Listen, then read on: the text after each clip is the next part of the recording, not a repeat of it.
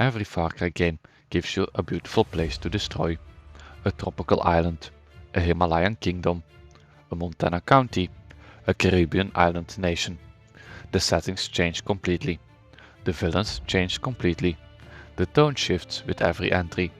And yet, underneath all of it, the same franchise has been running since 2004.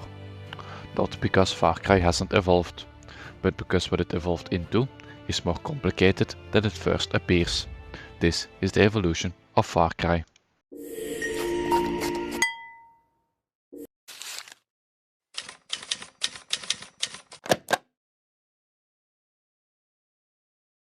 Far Cry didn't begin at Ubisoft. It began at Crytek, a German studio founded in 1999 as a technical showcase for their new CryEngine rendering technology. Far Cry launched March 23, 2004 on PC. It was set on a fictional Micronesian archipelago where ex-Special Forces operative Jack Carver fights through mercenary control islands while searching for a missing journalist. The game sold over 730,000 copies in its first month.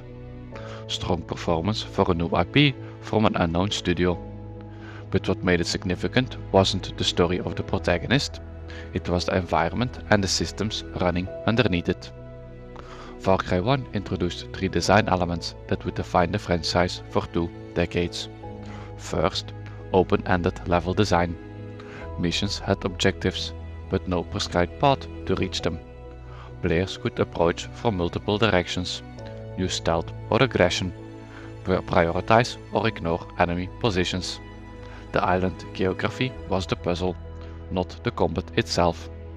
Second, enemy AI with detection systems. Guards had patrol routes, vision cones and alert states. Triggering an alarm escalated the response. Staying undetected preserved tactical options.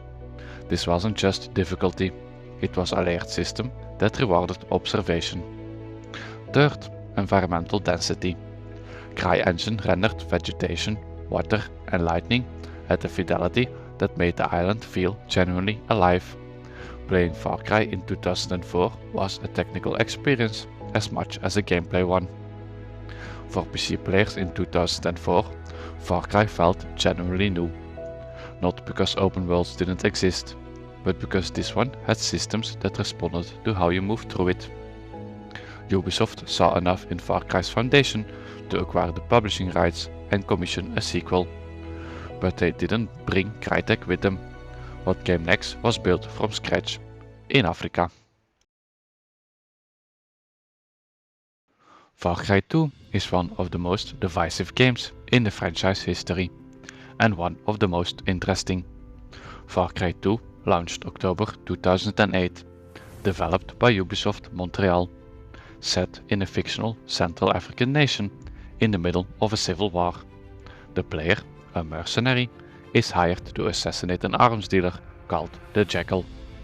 It sold approximately 2.9 million copies in its first months.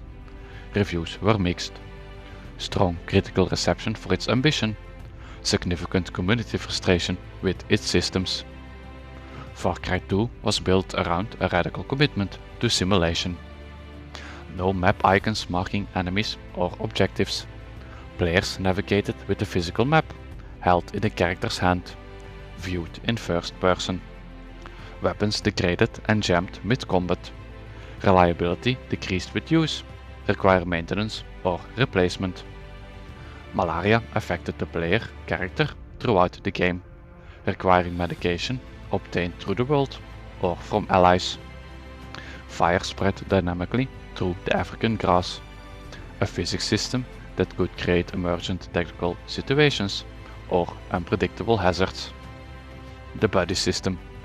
NPCs became allies who could be called for help, rescue the player from death, or be permanently lost. The respawning outpost system, which would later become one of Far Cry's most criticized repeated elements, appeared here first. Players cleared checkpoints, only to find them repopulated minutes later. Far Cry 2 asked players to engage with discomfort in a way most mainstream games never had. the gun jamming, the malaria, the respawning enemies. None of it was accidental. The design philosophy was coherence over convenience. The African conflict was the backdrop. It was the point. Most players found it exhausting. Some found it extraordinary. Ubisoft noted the commercial underperformance relative to the ambition.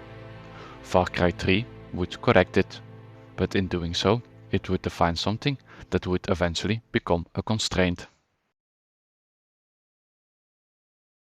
Far Cry 3 is where the franchise became what it is today, for better and for worse. Far Cry 3 launched November 29, 2012 on PC, PS3 and Xbox 360. Set on the fictional Rook Island, a tropical paradise controlled by pirates, led by Vas Montenegro, one of the gaming's most celebrated antagonists. It sold over 10 million copies. It was critically acclaimed across every major platform. It won multiple awards. And it established the design template that every subsequent Far Cry would follow. Far Cry 3 built a coherent open world system from the elements that had worked across the first two games, and discarded everything that had frustrated players. Radio towers replaced Far Cry's 2 blank map.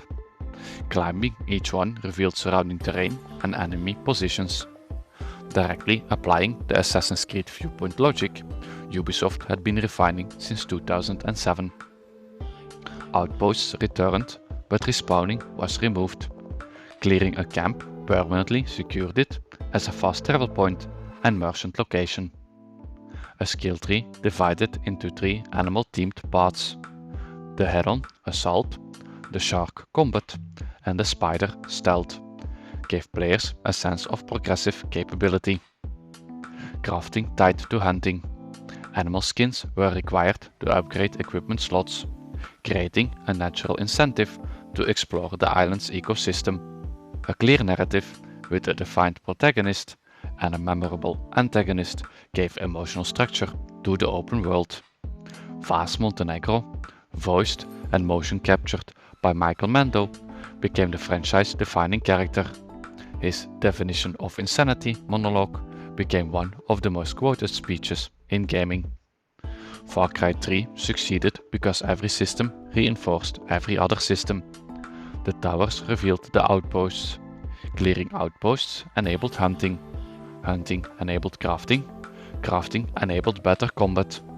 Better combat enabled more ambitious approaches. Players didn't just play Far Cry 3, they inhabited Rook Island.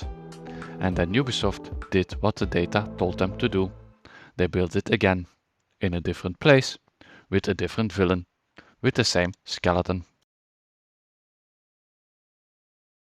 Between 2014 and 2021, Ubisoft released 3 mainline Far Cry sequels. Each one was set somewhere new. Each one had a charismatic villain. Each one was built on Far Cry's 3 skeleton. Far Cry 4 released in November 2014. Kirat, a fictional Himalayan kingdom ruled by pagan Min. Added elephants as rideable vehicles, a grappling hook, and a dual ending structure that rewarded or punished player patience. Sold approximately 7 million copies in its first month. Far Cry 5 released in March 2018. Hope County, Montana, controlled by Eden's Gate, a doomsday cult led by Joseph Seed. Introduced full co-op throughout the campaign for the first time. Became the fastest selling title in the franchise, grossing over $310 million in its first week of sales. Sold over 20 million copies, the franchise's commercial peak. Far Cry 6, released October 2021. Yara, a fictional Caribbean island nation ruled by Anton Castillo, portrayed by Giancarlo Esposito. Introduced a crafting-heavy guerrilla warfare system and the most politically charged narrative in the franchise history. Sold over 10 million copies worldwide as of 2024. Each entry added mechanical features on top of the Far Cry 3 template. Far Cry 4 added vertical traversal and animal interaction systems. Far Cry 5 added co-op and a non-linear region structure. Players could tackle 3 distinct cult leaders in any order. Far Cry 6 added a weapon modification workbench, a resolver gadget system built around improvised weapons, and a companion network replacing the skill tree. But the core loop never changed. Arrive in a region, liberate outposts, eliminate the regional leader, move to the next area. The critical reception tracked the community's growing recognition of the pattern. Far Cry 4 metric score 85, Far Cry 5 80, Far Cry 6 73, the lowest rated mainline entry since Far Cry 2. The settings were still beautiful, the villains were still compelling, but by 2021 players and critics could articulate exactly what was coming before it arrived. The franchise had generated approximately 90 million lifetime unit sales as of March 2024. It was commercially successful, it was creatively stagnant, and the person most responsible for shaping it since Far Cry 3 had left. In November 2021, Dan Hay, executive producer of the Far Cry franchise since Far Cry 3, announced his departure from Ubisoft Montreal. Hay had shaped Far Cry's identity for nearly a decade. The villain structure, the open world philosophy, the tone. His exit coincided with reports that the next Far Cry was being developed as a live service game, moving away from the single-player open world format the franchise had built its audience on. Those reports were never officially confirmed. As of 2026, Far Cry 7 has not been formally announced. Though industry reporting suggests it remains in development at Ubisoft Montreal, with the release unlikely before late 2026 or 2027. Ubisoft has confirmed it will continue to focus on open-world action adventures.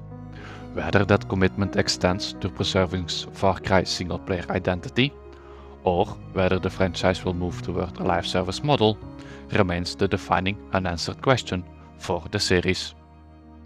The live service reports were significantly structurally. Far Cry's audience had been built on contained single-player experiences with defined narratives. Moving to a live service model would require rebuilding what the franchise means to its players, not just what it delivers mechanically. The departure of Dan Hay removed the creative continuity that had connected Far Cry 3 through Far Cry 6. Whatever comes next will be built by a different creative leadership, in a different commercial environment than the one that made Far Cry 5 Ubisoft's fastest selling game. Far Cry's position in 2026 is genuinely uncertain in a way it hasn't been since Far Cry 2. The formula is known, the audience exists, the commercial track record is significant, but the creative leadership is gone. The publisher is under financial pressure, and the industry has moved toward formats that Far Cry has never operated in.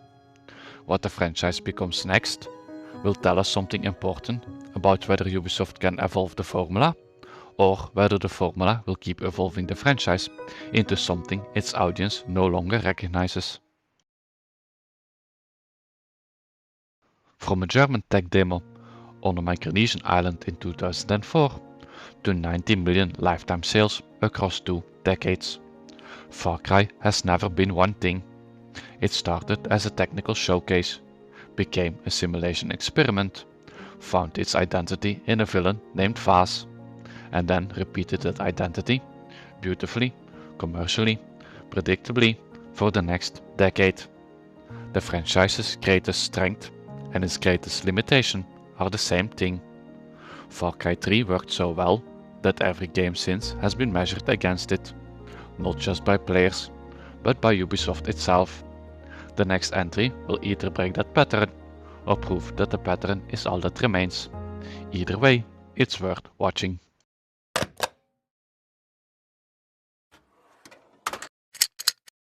If you made it this far, thank you so much for watching. It genuinely means the world. If you enjoyed this video, don't forget to give it a like, and if you haven't already, hit that subscribe button so you never miss a case.